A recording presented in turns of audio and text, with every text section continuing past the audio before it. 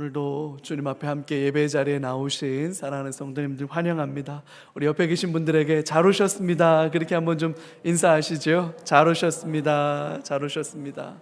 예. 여러분, 세상에서 가장 쉽고 편한 일이 뭐라고 생각하세요? 반대로 세상에서 제일 힘들고 어려운 일이 뭐라고 생각하세요? 여러 가지 이야기를 할 수 있을 겁니다. 저는 제가 생각하기에는 세상에서 가장 쉽고 편한 일은 아무것도 안 하는 거예요. 아무것도 안 하는 게 제일 쉽고 편해요. 그러면 세상에서 제일 어렵고 힘든 일이 뭔지 아세요? 변화하는 거예요. 새로워지는 거예요. 부흥하는 거예요. 그게 제일 힘들고 어렵습니다. 멈추어 서 있는 물체를 움직이게 하는 건 쉽지 않아요. 마찰력과 관성이 작용하기 때문입니다. 변화하려고 하면 저항에 부딪혀요. 새로워지려면 그만한 희생과 대가를 지불해야만 합니다. 관성을 깨뜨려야 하고 마찰력을 뛰어넘는 헌신과 희생이 뒤따라야만 변화될 수 있습니다. 새로워질 수 있습니다. 그래야만 부흥이 가능해요. 저항이지요. 오늘 본문을 보면 예루살렘 성벽을 재건하는 일과 관련해서 안과 밖에서 엄청난 저항이 일어납니다. 변화되는 게 싫은 거예요. 회복을 넘어 부흥이 일어나는 것을 도저히 눈뜨고는 못 보겠다 라고 말하는 사람들이 생겨나기 시작했습니다. 심지어는 어떤 사람들이 생겨났냐면 예루살렘으로 쳐들어가자, 예루살렘으로 쳐들어가자 라는 사람들이 생겨났습니다. 사마리아의 총독 산발랏과 도비야라는 사람이 앞장서서 선동하고 있는데, 그들과 함께 아라비아 사람, 암몬 사람, 아스돗 사람들이 함께 연합작전을 펴고 있어요. 오늘 8절을 보면 이렇게 되어 있습니다. 다 함께 꾀하기를 예루살렘으로 가서 치고 그곳을 요란하게 하자. 다 함께 우리 힘 모아서 예루살렘으로 쳐들어가자. 저것들 안 되겠다 그러는 거예요. 11절에 가니까 더 심각합니다. 우리의 원수들은 이르기를 그들이 알지 못하고 보지 못하는 사이에 우리가 그들 가운데 달려 들어가서 사륙하여 역사를 그치게 하리라 하고. 여러분, 예루살렘이 재건되는 것, 예루살렘 성벽이 재건되는 것을 가만히 두고 볼 수 없다. 내가 차라리 혀를 깨무는 한이 있더라도 내가 그건 못 보겠다, 내가 그 꼴은 못 보겠다 라고 하는 사람들이 결의를 다지고 있는데, 뭐라고 서로 의논을 나누느냐? 알지 못하는 때에 그들이 보지 못하도록 은밀하게 기습해서 그 사람들을 사륙하자. 여러분, 사륙이란 말이 얼마나 무서운 말입니까? 사륙한다는 말은 닥치는 대로 죽인다는 뜻이에요. 남녀노소 가리지 말고 닥치는 대로 가서 죽여버리자. 그렇게 싹 다 죽여서 공사를 못하게 하자. 그렇게 의논을 하고 있는 거예요. 아무도 모르는 때에, 보지 못할 때. 여러분, 두려움과 불안이 언제 오는 줄 압니까?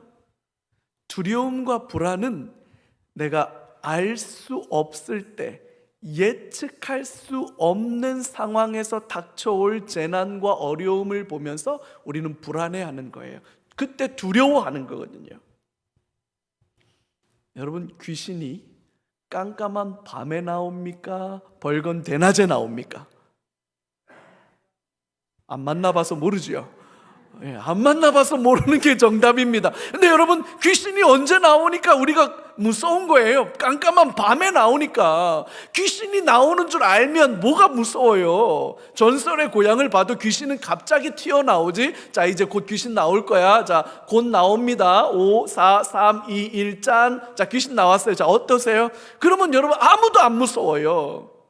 모를 때, 알지 못하는데 보이지 않는데 위협이 다가오고 어려운 일이 다가올 때 여러분 그게 두려운 거예요.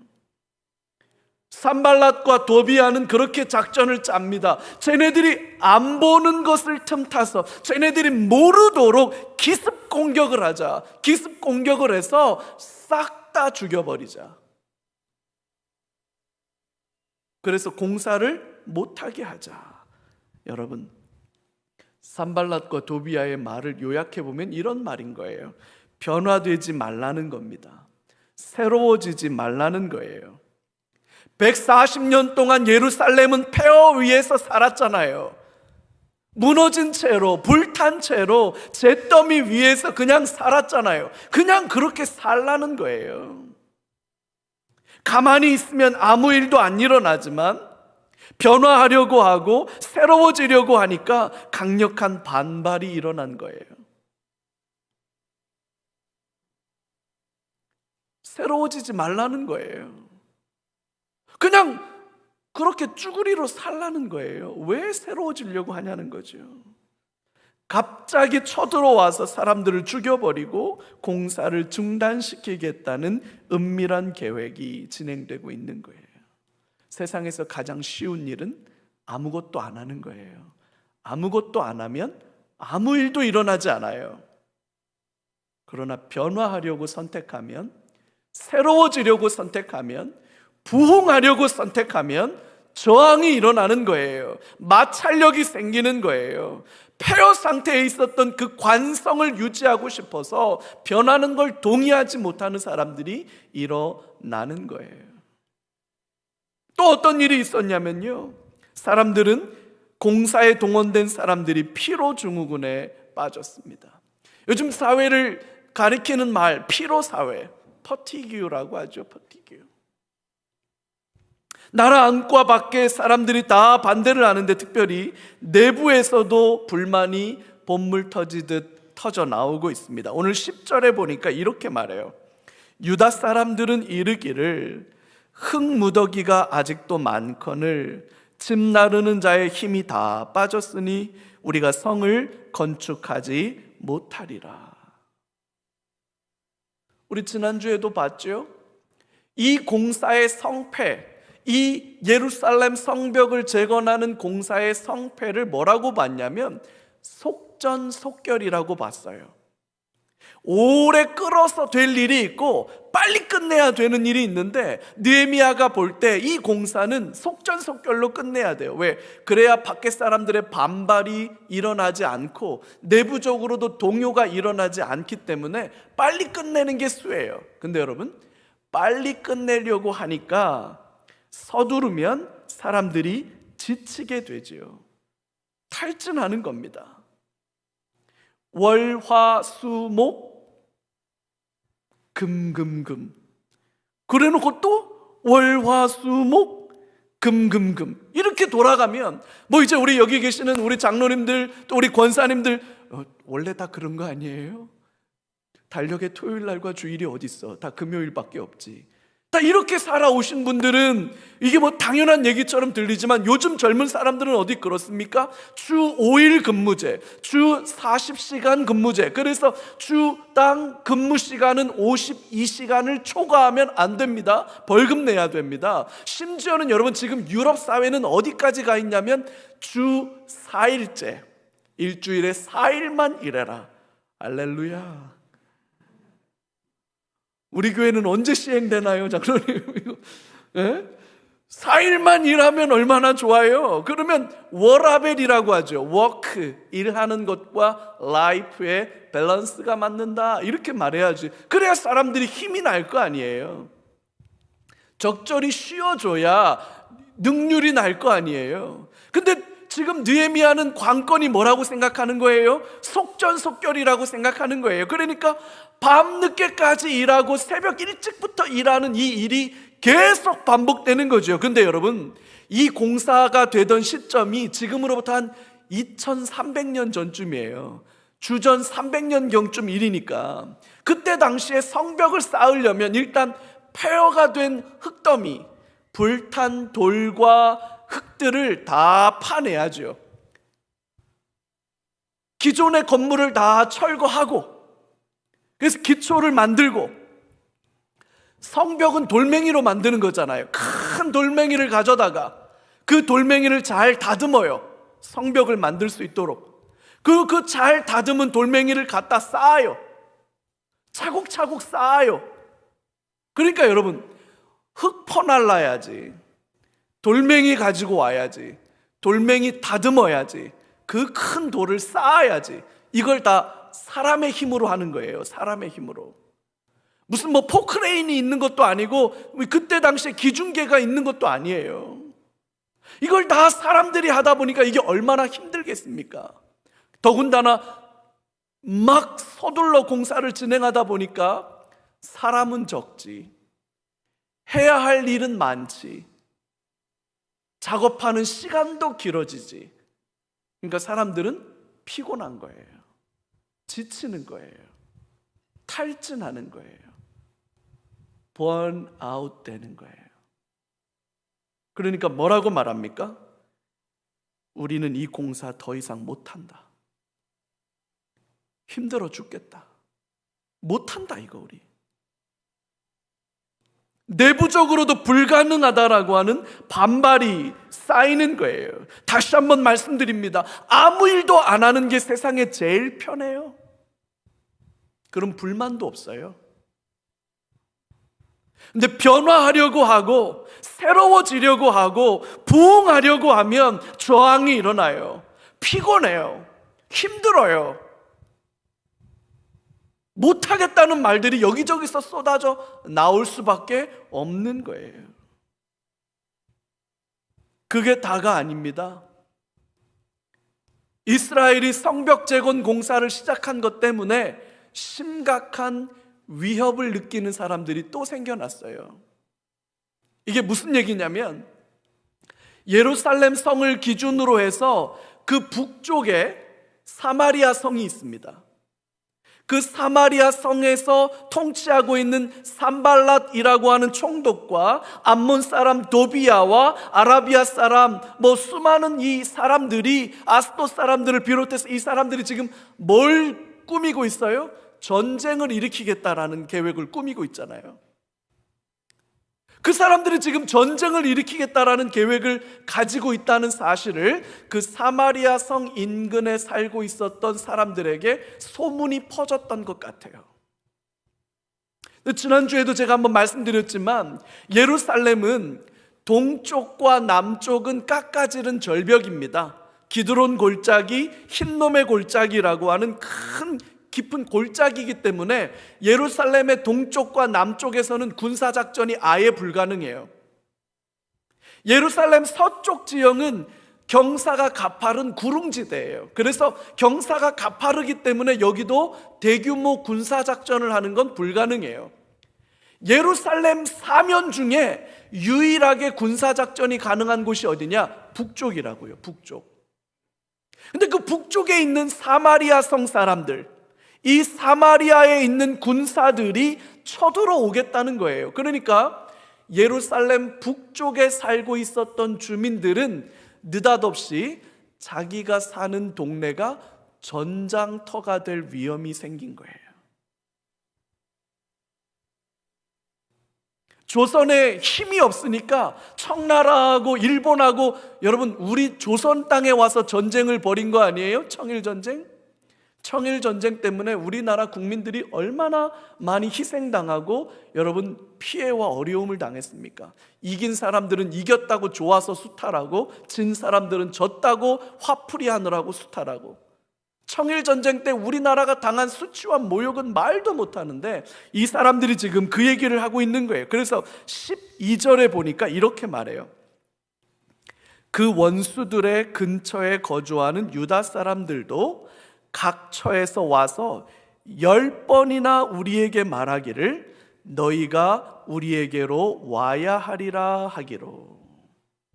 이 북쪽 사마리아 성에 살고 있었던 유다 사람들이 느헤미야를 찾아왔어요. 10번이나 찾아왔어요. 집요하고 끈질기게 말합니다. 너희가 우리에게로 와야 하리라. 이게 무슨 말이냐면, 너희가 멀쩡한 예루살렘 성벽을 다시 쌓겠다는 공사를 시작했고, 너희가 시작한 공사 때문에 사마리아 총독 산발랏이 화가 단단히 났고, 이 산발랏이 너희들을 쳐들어갈 계획을 세우고 있어서 전쟁 나게 생겼다.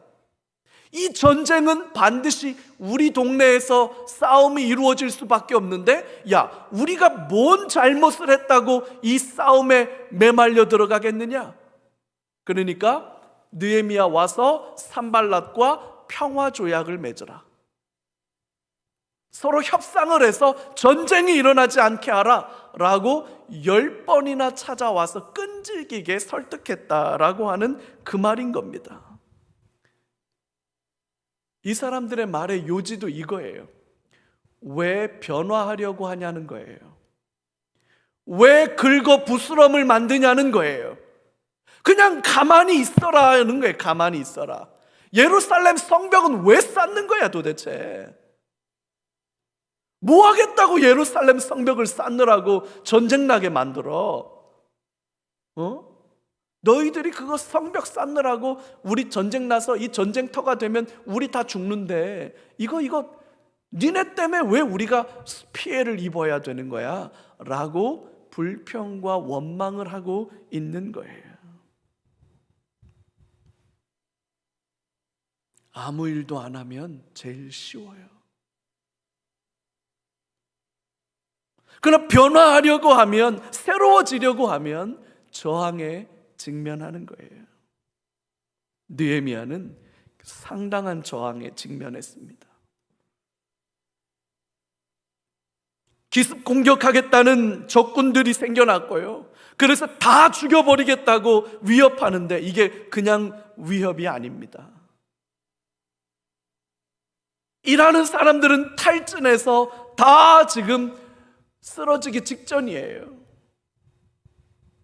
전혀 상관없던 사람들이 이 일 때문에 피해를 보게 생겼어요. 그 사람들의 민원이 끈질기게 제기되고 있습니다.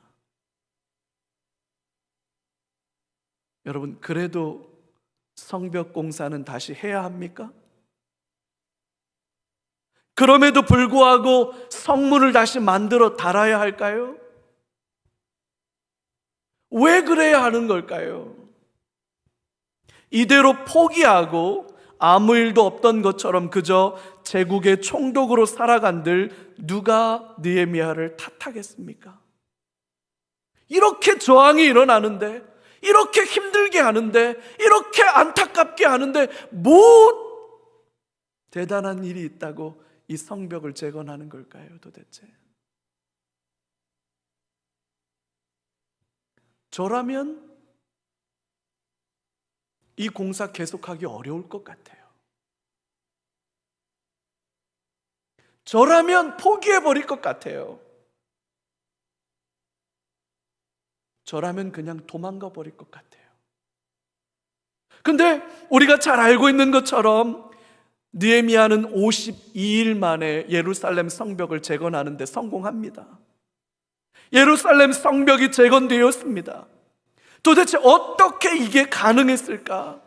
세상에서 가장 어려운 일을 가능하게 만든 원동력, 그들의 저항, 그 극심한 저항을 깨뜨린 힘, 그걸 깨뜨리고 끝까지 이 성벽 재건하는 일을 마쳐낼 수 있었던 원동력, 그 힘, 그건 도대체 어디서 온 걸까?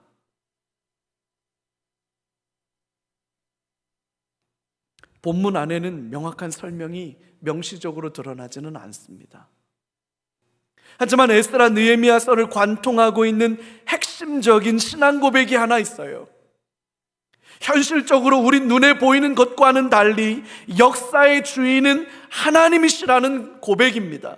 내 삶의 주인, 내 삶의 시간과 내 삶의 재능과 내 삶의 열정 등 이 모든 것은 하나님의 것이고 하나님께 기쁨이 되고 하나님께 영광이 되는 삶을 살아가는 것이 가장 귀하고 소중하다는 고백입니다. 나의 만족과 나의 유익과 나의 기쁨을 위해서 살아가는 것이 아니라 하나님의 나라와 하나님의 영광과 하나님의 기쁨을 위해 살아가는 것이 우리 삶의 본질이라고 고백하는 거예요. 내 삶에 내 눈에 보이는 것은 이 땅의 삶이 전부인 것 같지만 하나님이 우리에게 말씀하시는 것은 하나님이 역사의 주인이시다라고 성경이 말하고 있는 거지요. 여러분, 그래서 바울 사도는 빌립보서 1장 20절에 이렇게 고백해요. 같이 한번 읽어봐요. 나의 간절한 기대와 소망을 따라 아무 일에든지 부끄러워하지 아니하고 지금도 전과 같이 온전히 담대하여 살든지 죽든지 내 몸에서 그리스도가 존귀하게 되려. 할렐루야.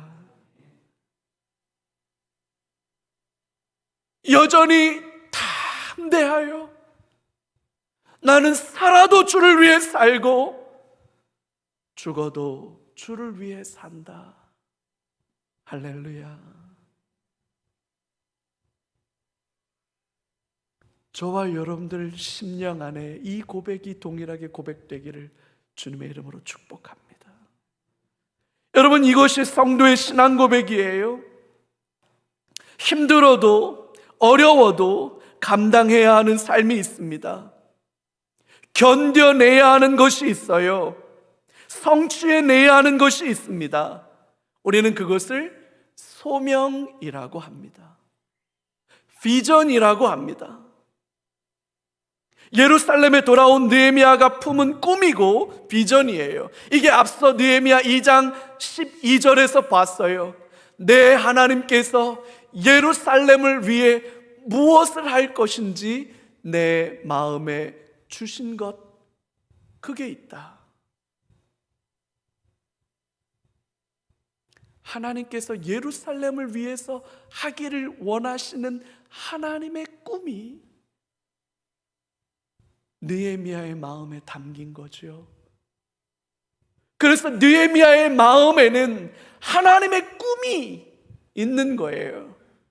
하나님의 꿈이 있으니까 포기할 수 없는 거예요. 좌절할 수 없는 거예요. 낙심할 수 없는 거예요. 멈출 수 없는 거예요. 할렐루야. 여러분, 이게 소명이라는 겁니다.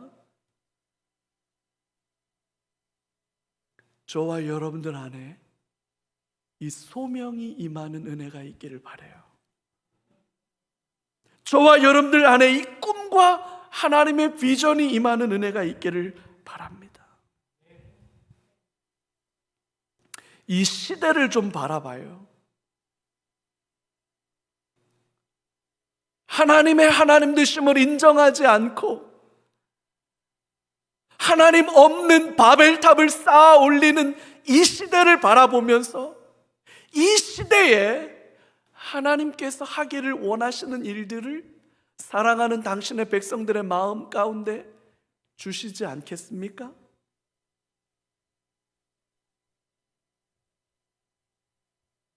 여전히 그냥 나는 나 잘 먹고 잘 살 수 있는데 제국의 총독으로 살아도 누가 뭐라고 하겠어요? 아무도 뭐라고 할 사람 없어요. 이미 느헤미야는 굉장한 고위직에 오른 부와 명예와 권력을 다 가진 사람이에요. 아쉬울 거 1도 없는 사람이에요. 그런 느헤미야가 하나님의 부르심을 가지고 하나님의 약속을 가지고 예루살렘으로 왔고 그 예루살렘의 무너진 폐허 위에서 그 잿더미 위에서 그 흙더미 위에서 다시 예루살렘 성벽을 일으키고 성문을 만들어 달아야겠다라고 하나님이 주신 소명을 품은 거잖아요.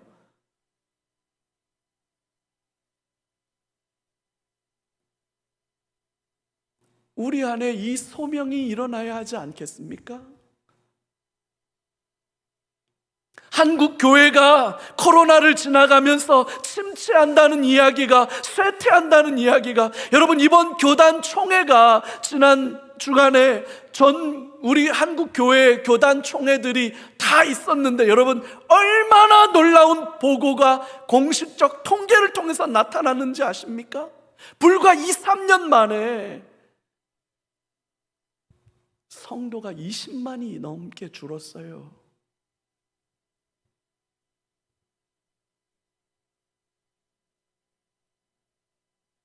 교회들이 수백 개가 사라졌습니다.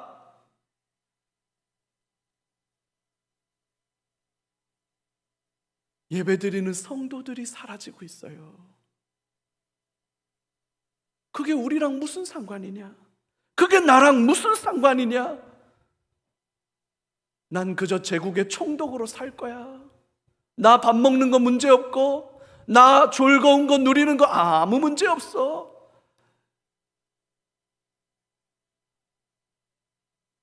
아니지요. 아니지요, 여러분. 가정을 바라보시기 바랍니다. 여러분들의 일터를 바라보시기 바랍니다. 여러분, 수원 삼일교회를 바라보시기 바랍니다. 우리 안에 새로워져야 할 것들이 있지 않습니까? 우리 안에 변화되어져야 할 것들이 있지 않습니까? 우리 안에 회복을 넘어 부흥의 역사가 일어나야 될 영역이 많지 않습니까? 우리는 그것을 붙잡아야 합니다. 소명. 그 소명이 저항을 깨뜨리는 강력한 하나님의 능력인 거예요. 이 소명을 가진 자들은 강력한 저항이 일어나도 그 저항을 깨뜨리고 하나님의 일을 성취해 가는 거죠. 소명을 가진 자들이 성취해내는 하나님의 일들의 모습이 어떤지 오늘 본문에서 몇 가지만 좀 살펴보겠습니다. 첫 번째, 소명을 가지고 하나님의 일을 성취해가는 사람들은 도대체 누구를 두려워해야 하는지 잘 알아야 합니다. 그들을 두려워하지 말고 하나님을 두려워하고 하나님을 기억하라고 그렇게 느헤미야는 촉구합니다. 14절이에요. 오늘 본문 같이 한번 읽어볼까요?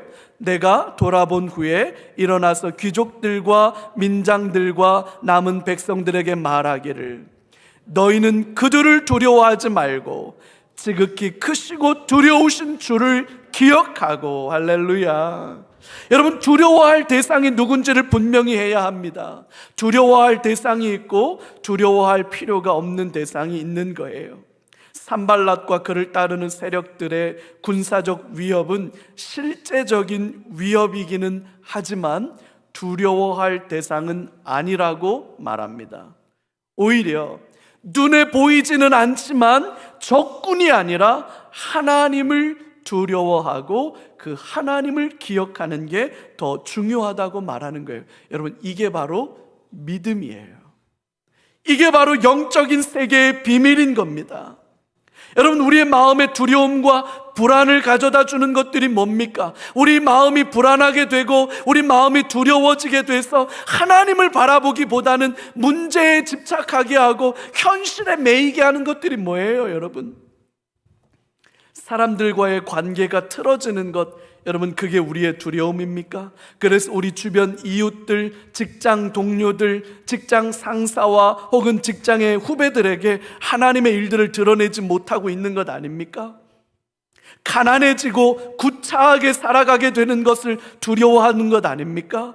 너무나 일찍 좋은 직장을 잃어버릴까봐 겁나는 것 아닙니까? 자녀들이 제대로 자리를 잡지 못하면 어쩌나 하는 불안이 있는 것 아닙니까? 때때로 건강에 대한 염려와 걱정이 우리를 사로잡는 것 아닙니까? 여러분, 맞습니다. 중요한 것들이고 이게 우리의 기도 제목입니다. 하지만 여러분, 이런 것들이 하나님을 가려서는 안 됩니다.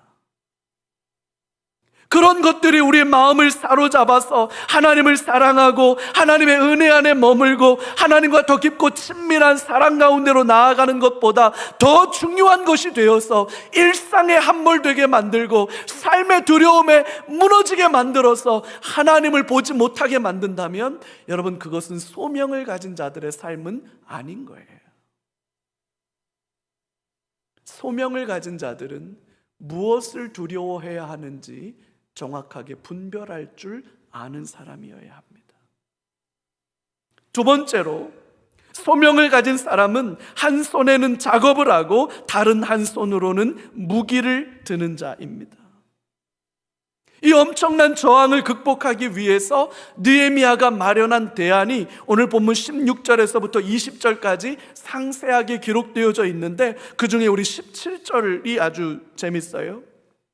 성을 건축하는 자와 짐을 나누는 자는 다 각각 한 손으로 일을 하며 한 손에는 병기를 잡았는데, 한 손으로는 작업을 하고 다른 손으로는 무기를 들었다라고 말합니다. 여러분, 기도하고 믿음으로 반응하는 것이 현실적인 대안 없이 무모하게 돌진하는 것을 의미하는 게 아니에요. 믿음은 냉정한 현실 위에서 자라나는 겁니다. 믿음은 감나무 아래에서 감이 떨어지기를 바라며 그저 입 벌리고 기다리고 있는 게 믿음이 아니에요. 믿음은 감나무 위로 올라가는 겁니다. 믿음은 감나무를 흔들어서 감을 따는 겁니다. 믿음은 감나무를 심고 감나무를 가꾸는 거예요. 그게 믿음인 겁니다. 한 손으로는 성벽 공사를 진행하는 거예요.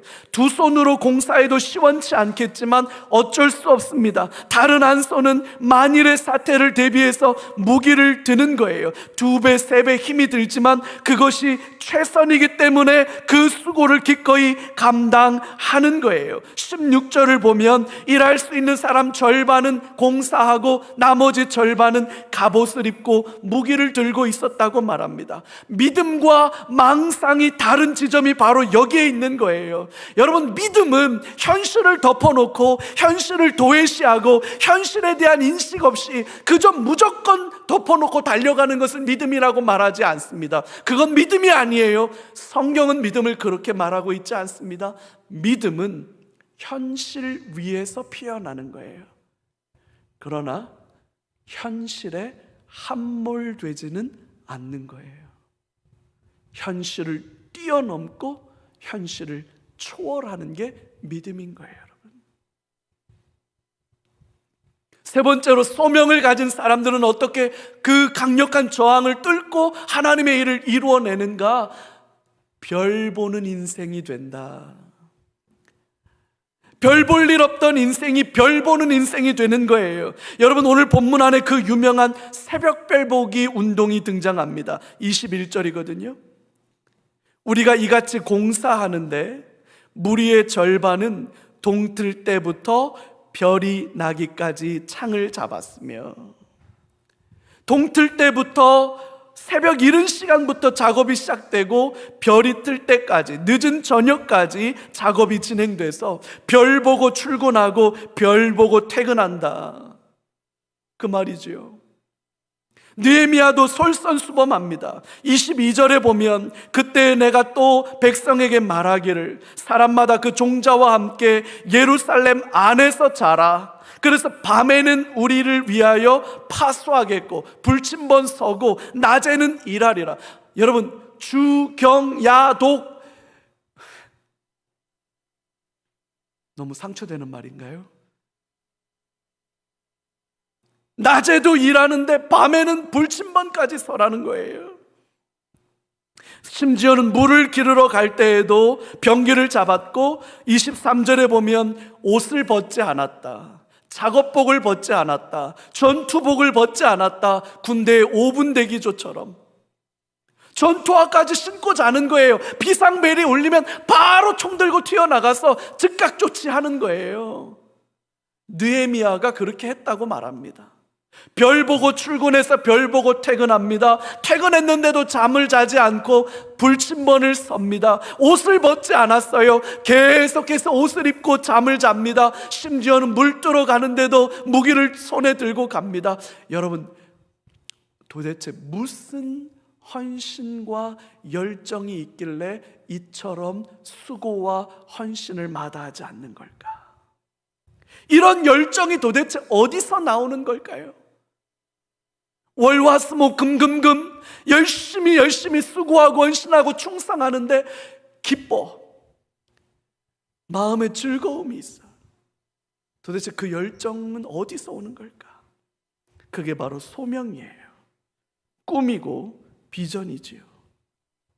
하나님께서 역사의 주인이심을 알고 그 하나님의 기쁨과 영광을 위하는 일이 가장 가치 있고 보람된 일이라는 것을 알기 때문에, 소명이 있기 때문에 이렇게 할 수 있는 거예요. 이거 억지로 안 되는 거예요.